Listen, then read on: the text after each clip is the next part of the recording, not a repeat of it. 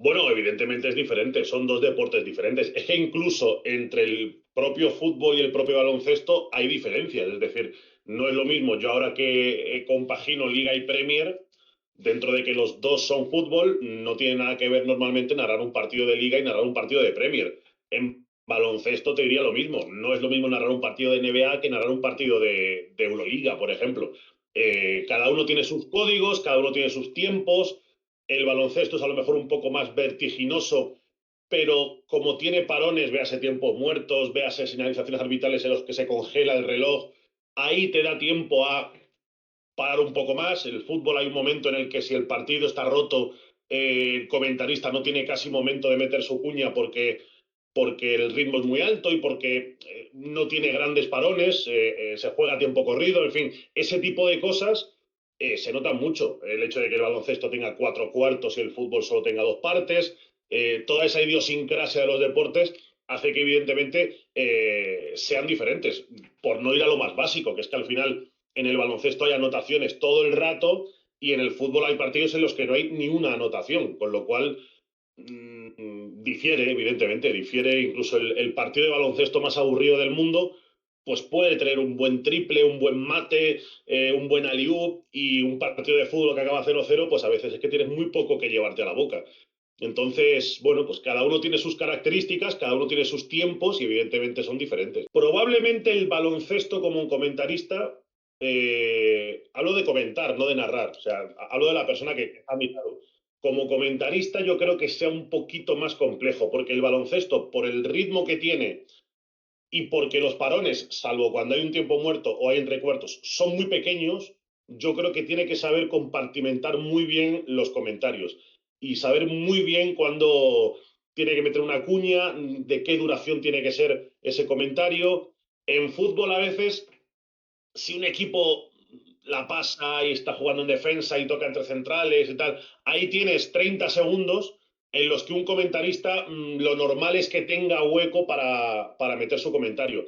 En baloncesto disponer de un tiempo tan grande es muy difícil. Es muy difícil que tú tengas eh, un minuto sin que haya una canasta. Casi siempre, aunque hay un ataque en estático, al ser 24 segundos de ataque, tú puedes meter un comentario en los 10 primeros segundos, confiando en que no sea tan rápida la canasta. Pero hay veces que se produce una penetración, que alguien tira un triple inesperado y eso te corta el comentario. Entonces yo creo que el comentarista de básquet, en ese sentido, tiene que tener un poquito más de olfato, un poquito más de colmillo para saber meter muchos comentarios en poco tiempo, para saber regar la retransmisión sin tampoco enrollarse muchísimo, porque ya digo que yo creo que no tiene tanto margen como el fútbol para eso, para meter grandes reflexiones.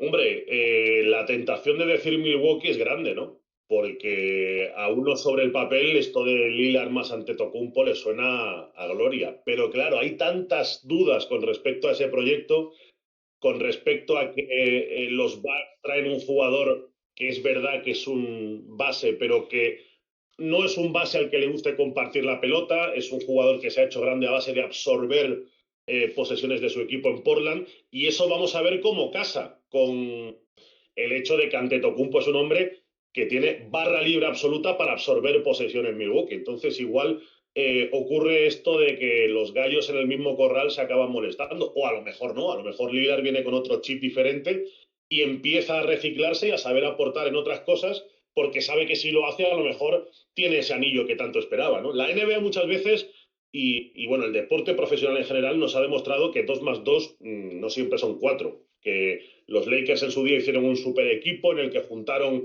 a Karl Malone con Steve Nash, con Shaquille O'Neal, y aquello acabó como el Rosario de la Aurora. No ganaron ese anillo. Entonces, lo de jugar a, a ser managers, ¿no? Lo de jugar al PC Basket está muy bien, pero luego esto es un deporte en el que las químicas de equipo, en el que la relación de vestuario, en el que el reparto de minutos tiene mucho peso. Y ahí es donde yo no sé cómo va a negociar Milwaukee tener a esos dos monstruos, pero sobre el papel suena fenomenal y para el espectador es un aliciente tremendo para esta temporada.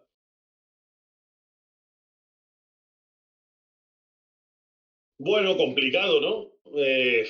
no sé si decirte Dylan Brooks, ¿no? Que es un jugador que ahora parece que está muy de moda a raíz del Mundial, de todo lo que ha hecho, que siempre es alguien que arrastra mucho peso mediático, no siempre amable en la NBA, pero es verdad que no son buenos tiempos. Aunque ya sabes que está en la recámara esto de que Harden siempre dice que quiere retirarse allí, ¿no? Que ese ha sido el equipo al que le ha dado su corazón. Lo que pasa es que, claro, yo no sé si a estas alturas eso es una buena noticia para el equipo o para los clubes de striptease de Houston, ¿no?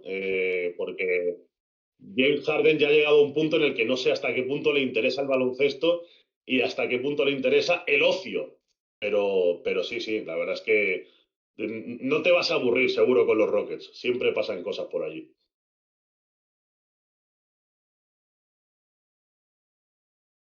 Bueno, Baskonia lleva un par de temporadas pareciendo un equipo súper divertido, súper joven, súper descarado. El año pasado creo que fue una pena que eso no se tradujese en resultados, porque al final el buen juego durante mucho tiempo de la temporada, los marcadores altos, los partidos vertiginosos, está muy bien, pero yo entiendo que al final la gente resultadista y dice, bueno, sí, pero eso, por ejemplo, en Euroliga no nos sirvió para nada, porque no nos metimos en playoff.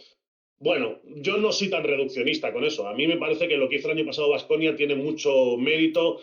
Eh, el que haya jugadores que vuelvan a enganchar a la gente, que vuelvan a llenar el pabellón y, bueno, pues al final meterte en playoff o no muchas veces es cuestión de una mala tarde, una buena tarde. Y fue un cara o cruz que salió cruz. Pero a mí el proyecto de Baskonia me gusta como periodista y me atrae como espectador, con lo cual yo este año les seguiré otra vez muy de cerca porque me parece que han configurado un equipo que apetece, que es muy divertido. Eh, Madrid y Barça, bueno, si quieres empiezo por el campeón de Europa. Por Real Madrid. Eh, a mí el año pasado me sorprendió que el Real Madrid llegara tan lejos en la Euroliga. Yo eh, pensé que ciertas bajas, la de Gaby Deck en su momento, por no hablar de todo el lío que se montó con Partizan, le iba a pesar y lo que hizo fue espolearle como equipo. Entonces, el Real Madrid tiene siempre eso, ¿no? Tiene siempre un espíritu que hace que, aunque haya jugadores que te parece que ya no están en la edad correcta, aunque tenga una rotación que te parece que no es la adecuada porque hay lesiones, aunque haya un entrenador que no te parece que está al nivel, pero la genética del Real Madrid luego es especial y es muy ganadora y en Europa se hace muy grande e impone mucho respeto. Entonces, si el año pasado consiguieron lo que consiguieron, este año, que yo creo que tienen en ciertas cosas un mejor equipo que el año pasado, más alternativas en ciertos puestos, pues yo creo que es candidato para absolutamente todo. Con el Barça tengo más dudas, porque Roger Grimao es una apuesta controvertida, especial, de la casa, pero es alguien que yo creo que puede salir o muy bien o muy mal. Y hay ciertos fichajes que tengo que comprobar si tienen madera de líderes para un equipo que al final aspira a ganar la Euroliga, no a hacerlo bien, sino a estar mínimo en Final Four y ahí competir. Eh, Mirotic, con todos los palos que se ha llevado muchas veces, sí que era un hombre que en las malas, con más acierto o no, intentaba asumir protagonismo. Yo no sé qué va a pasar con Jabari Parker, por ejemplo, cuando llegue ese punto de la temporada. Eh, yo no sé qué va a pasar con Billy Hernán Gómez, al que en ataque le auguro muy buenas cosas, porque ofensivamente creo que va a ser un pívot muy diferencial en Europa, pero en defensa me arroja muchas dudas y los primeros clásicos de la temporada creo que lo han demostrado, ¿no? Que el Barça tiene una configuración de plantilla que no tengo muy claro cómo se va a mezclar, qué química va a tener ahí. Jasikevichus al final, gustando más o menos su talante, su carácter, su estilo, yo creo que te aseguraba unos mínimos de competitividad. Con Roger Grimao, ya digo, para mí la cosa está más en la incógnita. Yo creo que la liga la va a ganar el Barça. Yo creo que los descendidos van a ser el Almería, me genera muchas dudas. Las Palmas diría que me genera muchas dudas también. Y el tercero, pues ahí va a estar. Si el Granada levanta un poco la cabeza, ahora que Brian Zaragoza está un poco de moda, ¿no? Y tal, pero yo creo que es un equipo que, por ejemplo, atrás va a tener muchos problemas este año si no se refuerza. Ya digo, tú a la vez, ahí meto un poco los 3-4 que yo creo que van a estar en esa burbuja. Bueno, este año parece que está más abierto el tema, ¿no? Porque el Liverpool ha empezado muy bien, el Tottenham incluso se ha colado ahí arriba y parece que si no tiene grandes problemas de lesiones, no sé si para ganar la Premier, pero puede resistir como un equipo que pelea hasta el final por puestos de Champions. Yo creo que no va a ser una pelea Arsenal City tan cerrada como el año pasado. Yo creo que va a haber algún invitado ahí más inesperado y eso lo va a hacer más complicado todavía, ¿no? Porque ya no vas a tener que estar pendiente de reojo de un equipo solo, sino que yo creo que a lo mejor a algunos se les cuela en mitad de esa carrera. El Arsenal este año, yo creo que tiene más callo que el año pasado. Yo creo que los jugadores han aprendido de lo del año pasado, que para ellos fue un palo, pero que también seguro que fue una enseñanza. Creo que tiene mejor plantilla que el año pasado, creo que ha reforzado puestos clave de cara a la jerarquía. Yo creo que alguien como Declan Rice les da mucho para momentos clave, para partidos calientes. Y yo confío en que el Arsenal este año de mucha guerra otra vez. Es verdad que hay ciertas cosas que siguen siendo una incógnita, pues el puesto de 9 en el que sigue sin haber un killer, ese interior izquierdo en el que se fue Granit Xhaka, ha venido Kai Havertz, pero yo no tengo tan claro que sea un puesto que tenga un titular fijo. La portería también ha dado muchos tumbos últimamente, aunque parece que ahora David Raya es el portero titular elegido ya sí o sí por Arteta. Bueno, yo creo que es un equipo que ha crecido. Y el Manchester City, sin embargo, me da la impresión de que ha menguado un pelín. Ha tenido bajas muy importantes y los fichajes que ha hecho, por lo menos hoy, a lo mejor en marzo hablamos y es diferente y van como aviones, hoy no convencen tanto. Yo a Kovacic, a Mateus Nunes, son centrocampistas de un corte diferente a Gundogan, por ejemplo, cuando se fue, y creo que el City ahora mismo no está sabiendo encontrarse muy bien ahí. Pero si algo tiene el City es la capacidad para reinventarse, para que las dudas que surjan en otoño e invierno luego llegue la primavera y se disipen porque el equipo funcione como un reloj y tenga un engranaje perfecto.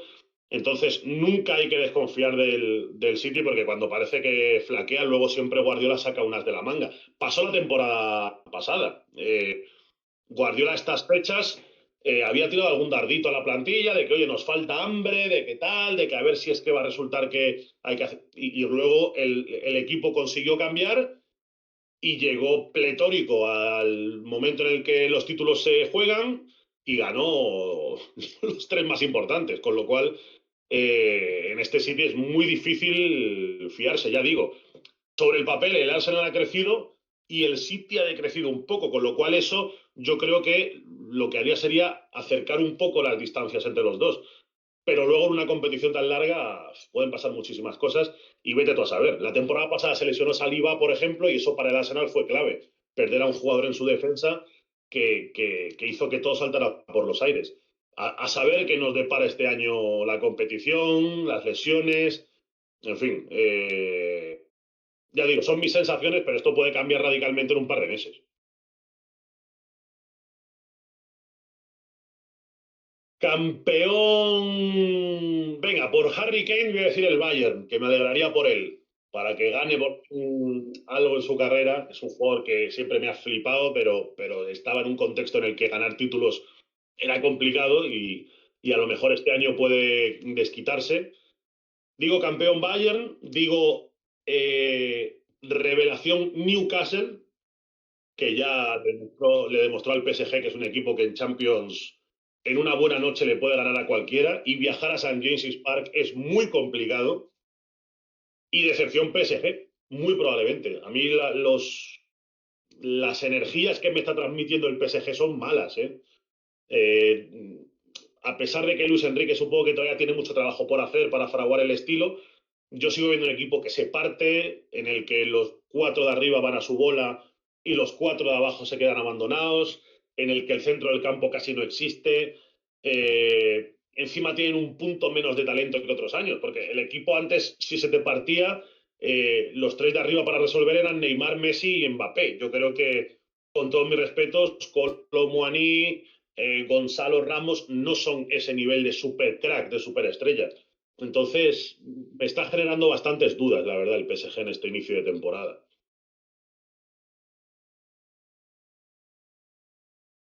Bueno, el Stuttgart está un poco metido ahí porque, bueno, supongo que le durará lo que dure el momento de éxtasis total de Guirassy, ¿no? Que está siendo uno de los nombres de la temporada. A ver si dura toda la temporada allí o en invierno algún equipo de la Premier, que hay muchos que necesitan un delantero, a lo mejor aparece por allí y se lo virla. A mí lo que más me está gustando de esta Euroliga es el Leverkusen de Xavi Alonso, la verdad. Yo creo que es un entrenador destinado a grandes cosas. No sé si en Madrid, no sé si en Liverpool, donde también se decía, oye, si la era Klopp termina en un fin de ciclo más o menos temprano, pensarán en Xavi Alonso. Pues no me extrañaría tampoco, porque creo que es un entrenador que ya digo que para mí tiene madera de equipo grande, de banquillo de equipo grande. Me gusta esa especie de matrimonio estilístico que tiene entre lo que ha mamado de Guardiola y lo que ha mamado de Mourinho, ¿no? Y es de los pocos, yo creo que lo puede decir, ¿no? Que ha sido pieza clave en un equipo de Guardiola y ha sido también pretoriano de Mourinho. Y yo creo que ahí esa riqueza futbolística, si la consigue plasmar bien, que por ahora lo está haciendo, porque el Leverkusen es una gozada verlo, a mí me parece que es un entrenador que va a dar mucho que hablar. Yo no sé qué tendrá preparado o pensado el Madrid para la era post-Ancelotti, si Ancelotti finalmente se va a Brasil, pero yo tendría por lo menos apuntado a Xavi Alonso en letras muy grandes. Sí, yo creo que le va a dar pelea el Leverkusen, pero yo apuesto por doblete del Bayern, Liga y Champions. Es que tengo mucha confianza. Un jugador que este año estoy echando mucho de menos en la Premier porque a mí de verdad que era un jugador que me encantaba. Yo siempre decía, es lo más parecido al buen Benzema que hay fuera de Benzema. Y por eso cuando se fue Benzema yo lo veía clarísimo para el Madrid. Digo, es que yo creo que tienen el sustituto perfecto en la edad perfecta. Bueno, entiendo que el Real Madrid prefirió ahorrar, prefirió guardarse ese dinero para, supongo que para futuras intentonas por Mbappé, pero yo creo que Kane en el Madrid hubiera sido una barbaridad. Y yo creo que se va a hinchar en Alemania.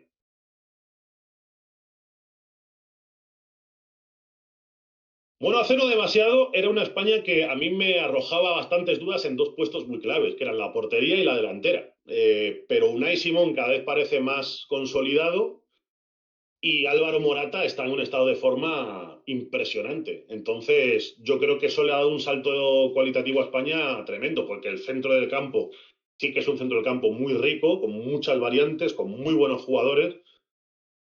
La defensa, quizás ahora el punto en el que más dudo, no por los laterales, que yo creo que Carvajal está muy bien y Valdés un jugador para muchos años, pero sí que los centrales, yo creo que España ha tenido épocas mejores. Hubo momentos en los que parecía que nos salían centrales de élite por las orejas y ahora a mí la pareja Laporte-Lenormand no me parece una pareja de superélite. Me encanta Lenormand, pero me encanta para un nivel tercer, cuarto central de una selección española.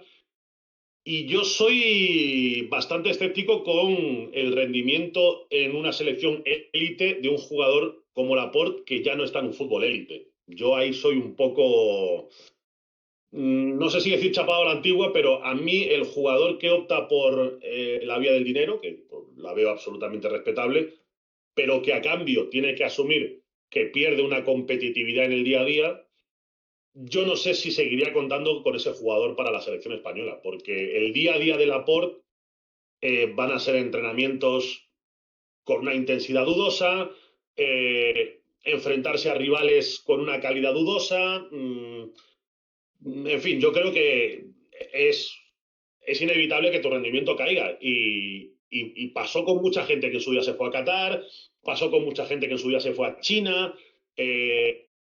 Hace poco leí una entrevista con Axel Witsel, el jugador del Atlético de Madrid que estuvo en China y dijo que cuando volvió al Dortmund pues lo notó que el ritmo era diferente, notó que su tono físico no era el mismo porque no había trabajado lo mismo allí.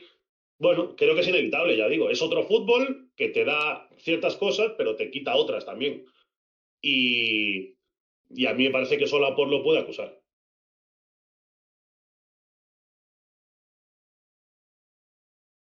Bueno, Dazón. Dazón es mi casa, Dazón es el sitio donde estoy encantado de currar. La verdad es que me siento un afortunado de poder contar a la vez la Liga y la Premier, que son dos competiciones que me encantan.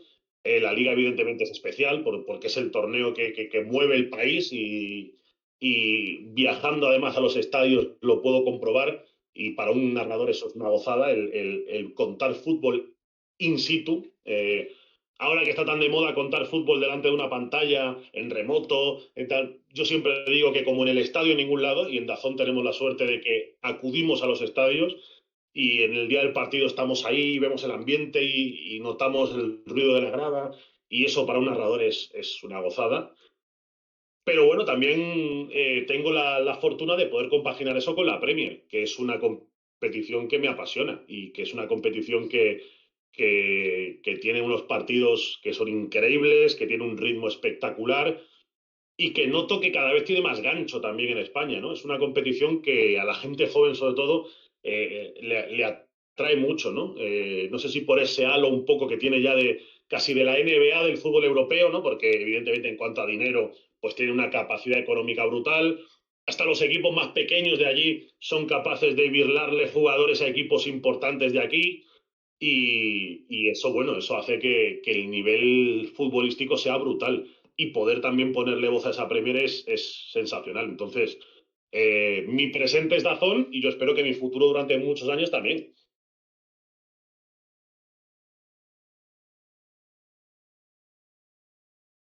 Bueno, NBA complicado porque NBA los derechos los tienen nuestros compañeros de Movistar. O sea, tendría que haber ahí un terremoto de derechos dentro de unos años y que dieran un salto a Dazón. Ojalá algún día, porque a mí el baloncesto me flipa y es un deporte con el que yo he crecido jugando federado muchos años y a mí es un deporte que siempre tengo en el corazoncito, aunque al final me dedica al fútbol porque estamos en un país que es fútbol céntrico absoluto y a mí me encanta también el fútbol, pero yo el baloncesto lo tengo en la patata. Yo he narrado de todo en mi vida, con lo cual no se me caerían los anillos por ningún proyecto, iría ilusionado a contar cualquier cosa. Eh, en Dazón he tenido la suerte de hacer, además de baloncesto, también algo de boxeo, por ejemplo. A mí me gusta el deporte, por eso digo que soy polideportivo de convicción. A mí me gusta el deporte, me gusta contar el deporte, me gustan las historias que hay alrededor del deporte. Y eso implica que me gusta cualquier cosa, que a todo le encuentro un aliciente, sea del deporte que sea de la categoría que sea, y estaré encantado de hacerlo durante muchos años.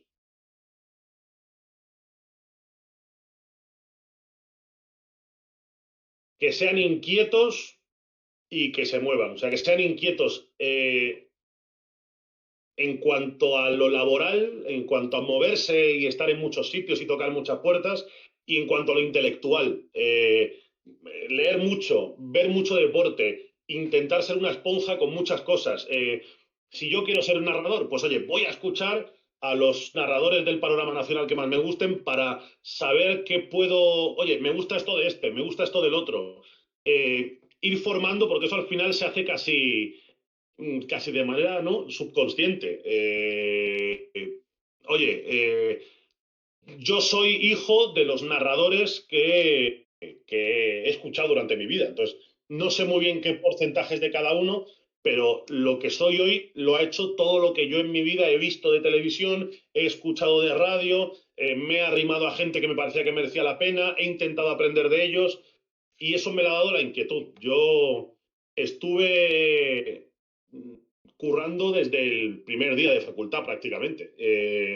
Desde los 18 años hice prácticas, intenté no parar nunca, los veranos me los pasaba haciendo prácticas, encadenaba una cosa con la otra, compaginaba varios trabajos y eso al final te da una mili que te enseña muchísimo. Entonces yo a los chavales que están empezando jóvenes les diría que hicieran cosas, que fueran inquietos, que montaran un podcast, que se juntaran con cuatro amigos para hacer un programa de radio, que salieran a la calle, que entrevistaran a uno, que hicieran una revista entre tal de contando las crónicas de su equipo los domingos.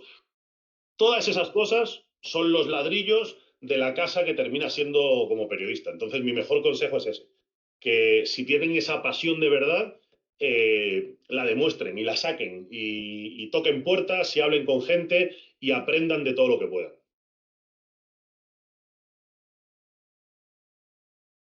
Narrador.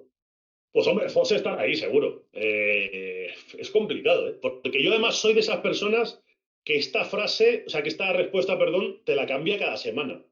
Hay semanas en las que me gusta mucho uno, pero a lo mejor llega el sábado, escucho a otro y digo, hostia, este otro tal, qué bueno, qué redonda le ha salido esta. A mí, por ejemplo, Miguel Ángel Román, nuestro compañero, me parece un narrador absolutamente top. Y, y tenemos la suerte de en Dazón tener varios comentaristas muy buenos. Eh, pero sí, bueno, si tengo que elegir, mira, me quedo con Román, que es buen amigo además.